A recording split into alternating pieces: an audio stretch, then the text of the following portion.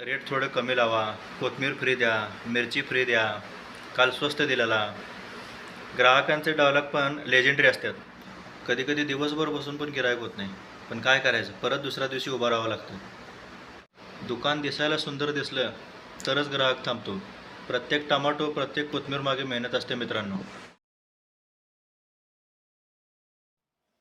नमस्कार मित्रांनो, सकाळचे 6 वाजलेत. आवरले, थोडं निघालं होतं बाजारला. आजच्या व्लॉगमध्ये मी तुम्हाला आमचं एक छोटंसं दुकान आहे भाजीचं, त्याच्याबद्दल सांगणार आहे. पण ते दुकान चालवताना त्याच्यामागे किती सर्कस आहे, किती धावपळ आहे, ते मी आज तुम्हाला आजच्या व्लॉगमध्ये दाखवणार आहे. वडगाव बाजारातनं रोजच्या रोज फ्रेश माल घेतला जातोय.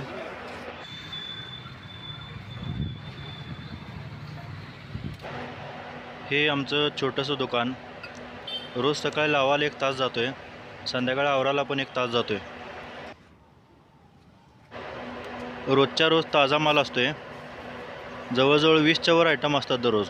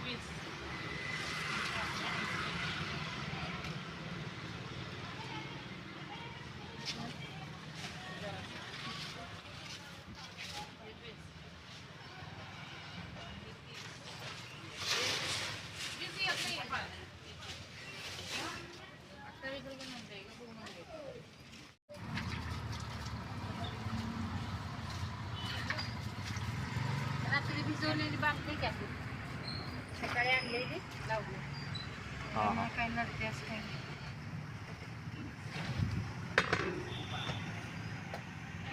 मध्ये शेताघरला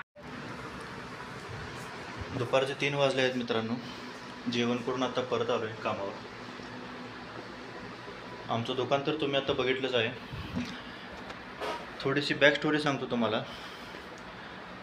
गेली 30 वर्ष झालं आमच्या हे राबत आहे. सुरुवातीला चुरमुऱ्याचा छोटासा स्टॉल होता. त्याच्यानंतर इस्त्रीचं दुकान पण टाकलं, तिथं पण भरपूर वर्ष राबले आमच्या आई.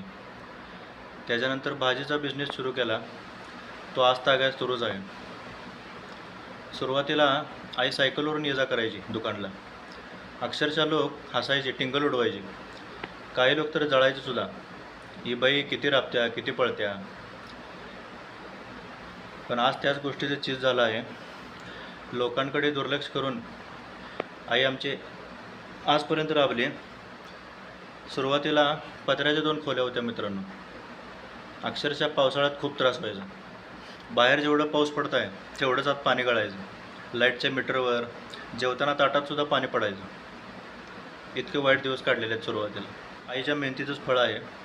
आज इतकं मोठं घर आहे. घरात गाड्यासुद्धा आहेत 3-4. आत्ताच रिसेंटली 4 व्हीलर पण घेतली आहे. मित्रांनो, आज जे पण काही आहे ते आईच्या मेहनतीचंच फळ आहे. मित्रांनो, आज हे लोक आईला म्हणतात, किती राबताय, किती पळताय, बास करा आता. या सगळ्यावर आईचं एकच उत्तर आहे, आयुष्य म्हणल्यावर संघर्ष तर येणारच. हार मानणं हा काय पर्याय नाही आहे. लोक तुमच्यावर हसतील, टोमणे मारतील, तुमच्यावर जळतीलसुद्धा, कारण त्यांना तुमचं स्वप्न आणि तुमची मेहनत कळणार नाही. काय होईल, थोडा वेळ लागेल, अडथळे येतील, पण तुमची मेहनत तर वाया जाणार नाही. एक दिवस असा नक्की येईल ज्या दिवशी तुमचं यशच तुमची ओळख बनेल. स्वतःवर विश्वास ठेवा, तुमची ताकदच तुम्हाला घडवते. काही लोकांची तक्रार आहे की तुमच्या तिथं बाजारात सगळ्या वस्तू महाग आहेत.